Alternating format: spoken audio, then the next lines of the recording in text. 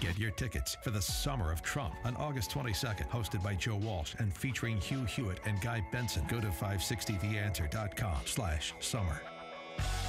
Good morning, Dan and Amy. Still taking your working subtitles, suggested working subtitle for Hillary Clinton's new book, What Happened, coming out in September. So we've got a little time yet to get to Simon & Schuster. More coming in. Tweet, close but no cigar. You know what? Too That's soon. Too soon. That's pretty good. That's a competitor to mine. I think I'm still the leader in the clubhouse. Of course you do. And what is yours again? Remind us of your greatness, please. How I got schlonged by the Donald and wienered by Anthony. Also, let's see what we got. Another subtitle from 847, How I Coughed Up the 2016 Election. Text from 815, The Bearded Texter. The Bearded Texter. Oh, that's good. Nasty Women and the Men Who Don't Love Them. Oh, that's good, too. And 30 million women on top of it. All right, so we'll continue taking your calls. 312-642-5600, turnkey.pro answer line, 64636-DA, turnkey.pro text line. Humor us.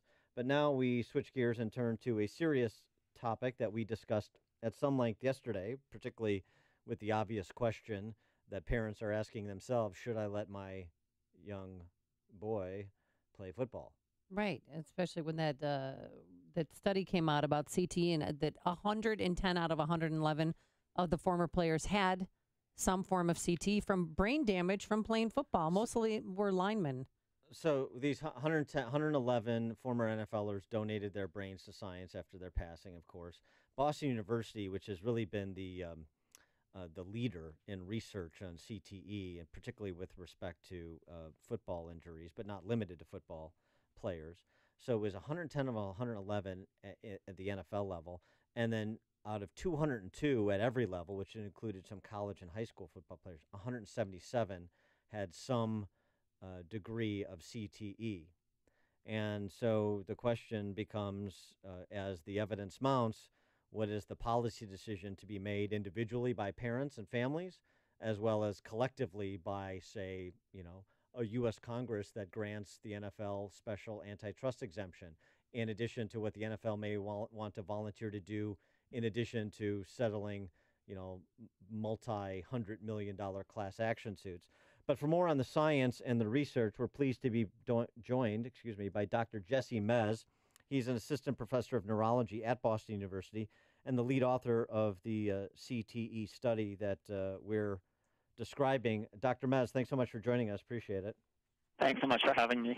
So just on the science and the methodology of this to start, you and your colleague, Dr. McKee, both conceded that there's selection bias here because the brains are donated. But so how should we factor in that selection bias in terms of the impact we take away from the results of your research? Sure. So the study was not designed to be a prevalence study, meaning these percentages that you're hearing aren't the percentages of those with CTE in the general population of football players. What the study does show is that there appears to be a strong link, a strong association between football and CTE.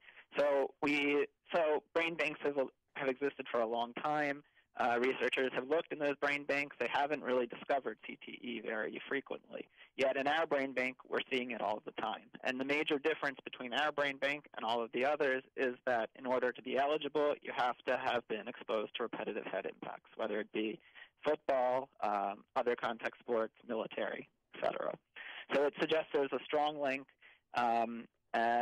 but we don't understand the strength of that association or how much football is needed to develop CTE for a given individual. Well, is there anything that the players can do? I know that they've changed the rules a little bit, and they're always working on safer helmets and safer equipment, but is there anything else that they can do to stop this from happening?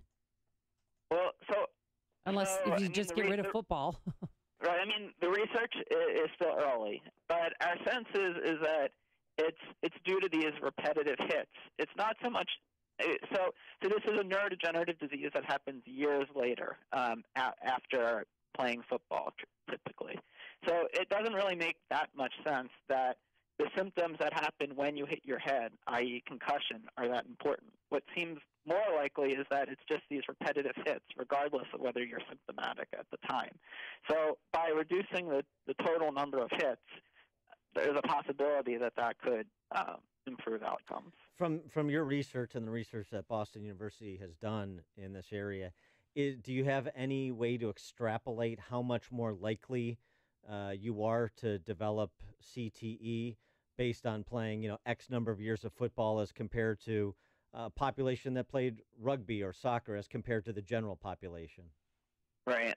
So there's a lot of questions in there. One point is that that bias that you mentioned in the beginning makes estimating that relationship between amount of play and risk of CTE difficult. It's actually something we're working really hard on, and it's not quite ready for prime time, but we're trying to do advanced statistics so that we can weight our population more like the general population of football players so that we can get a sense. The other thing to do is to do a prospective study where you go out into the community of football players, randomly select, and then follow them over time, and then when they donate their brains. That's a slow process, but an important one. So we're pursuing both of those concurrently. So the possibility of a longitudinal study that will provide better answers to some of these questions everybody's asking. Right. Our numbers are such from the brain bank that we have an overwhelming number of football players, and we have a kind of a smattering of soccer players, hockey players, rugby players. So understanding how one sport compares to the other, I think, is going to take a while. And what are some of the symptoms? I mean, if you're living with a former football player or a rugby player, what should you be looking out for? Right. So we find that there's two clinical presentations that sort of meld together. One is more of a mood behavior presentation where people present with disinhibition, a short fuse, depression, aggressiveness, and this progresses over time and eventually includes some cognitive symptoms like memory problems, executive function problems, and then eventually dementia. In the other presentation, those mood and behavior symptoms are less, and it really begins with the same cognitive symptoms. And again, there's a progression towards dementia. I want to just emphasize something you said before, because you talked about repetitive contact, repetitive head trauma, rather than necessarily a magic number of concussions or something like this, because the data I've seen suggests, at least at the high school level, there are more concussions in soccer than there are in football. But that's a bit misleading, because what we're saying potentially here is that it's repetitive contact every single play, and that, of course, isn't happening in soccer or some of these other sports. Right. So the numbers suggest that there's 400 to 700 impacts per season at least. So in football, so there are a lot of impacts, and I think that's what probably needs to be reduced. And of the brains that you received, how many people committed suicide? So actually, I don't have that number on the tip of my tongue, but I do have it here. So we divide the cases into mild and severe pathology, and the mild pathology more commonly had suicide. Oh, really? Yeah, so 56% of the mild cases died from suicide. So the mild cases tended to be younger, and the other causes of death, like neurodegenerative or cardiovascular, are less common among that population. So it's in a sense, it's not surprising that suicide is more common in that population. That being said, the disinhibition, the short fuse, could be what's triggering the suicide. I mean, suicide is an issue that we're actively investigating too. I mean, that's even though this is not representative sample, that is a huge number, isn't it? Yeah. I mean, you have to realize that among a young population, common causes of death are car accidents, other types of accidents, substance use, and suicide. So it is a big number, but you should think about it in the context of death in young people. Can you talk about the research you've done in other sports? Because I remember, I think it was your team or colleagues of yours that were profiled by Real Sports a few years back about CTE. And one of the things I didn't know until I watched that segment was Lou Gehrig and the number of concussions Lou Gehrig had in his playing career. Of course, we're talking baseball before the advent of the batting helmet, and raising questions about the repetitive head trauma Lou Gehrig suffered, if that also brought on ALS or increased the chances of developing ALS. Right. So again, a couple questions packed into there. So ALS, or motor neuron disease, seems to be a component in some of these players.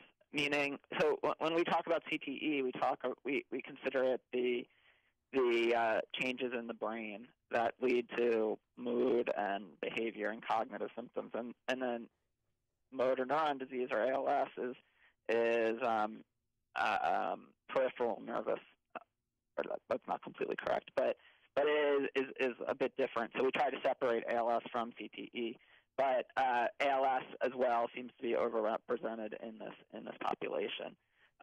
In terms of other sports, kind of like I said before, so so starting with boxing, CTE is actually not a new disease at all, or a newly described disease. It was described as far back as the 1920s, back then exclusively in boxers. And we do have a fair number of boxers in our brain bank, fewer than the football players, but also far fewer boxers in the population. We also have cases of soccer, of rugby, of hockey. We're trying to put together some series of case series of those as well, but our numbers are definitely lower. What do you think the future of the NFL is? Do you think they're still going to be playing football in 10 years from now, 20 years from now? I think football is incredibly popular, and I think that people have continued to participate in other activities that are dangerous, like boxing, despite the fact that it is dangerous and there is a risk.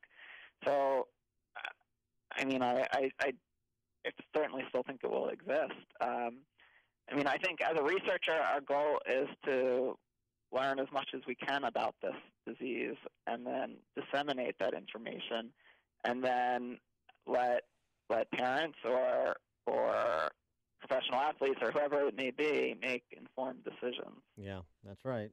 That is right. He is Dr. Jesse Mez, Assistant Professor of Neurology at Boston University, lead author of this study out this week that has gotten so much attention on NFL players and football players and the incidence of CTE. Dr. Mez, thanks so much for joining us. Appreciate it. Thank you for having me. It was an honor, and he joined us on our turnkey.pro answer line. Before you see it on TV, share it on Facebook, or read about it in the paper. Hear it here first. This is Chicago's Morning Answer on AM 560. The Answer.